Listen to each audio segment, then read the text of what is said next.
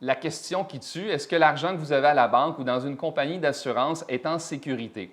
Alors, c'est déjà arrivé au Canada que des banques aient fait faillite. En 1923, la Home Bank, en 1996, une banque de Calgary. Mais sachez une chose, depuis 1967, la SADC, la Société d'assurance dépôt du Canada, protège les dépôts des épargnants.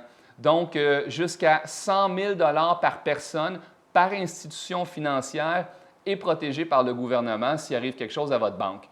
Je suis dans un scénario là, extrêmement improbable. Les banques canadiennes sont beaucoup plus capitalisées que les banques américaines et notre système a été mis à l'épreuve en 2008, ça en est très bien sorti. Donc, je veux vous remettre en contexte. Là. Je réponds aux gens extrêmement inquiets, mais on est dans des scénarios absolument improbables. On n'a aucune crainte actuellement qui nous permet de croire qu'il y aurait un risque. Et je mets à l'écran présentement certaines garanties additionnelles que la SADC offre.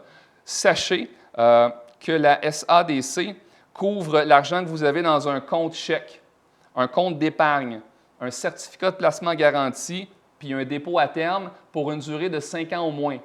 La garantie de la SADC ne couvre pas les actions, les obligations, les fonds communs, la crypto-monnaie que vous pourriez avoir. Si c'est de l'argent que vous avez dans une compagnie d'assurance, c'est Assuris qui est l'organisme qui protège les dépôts.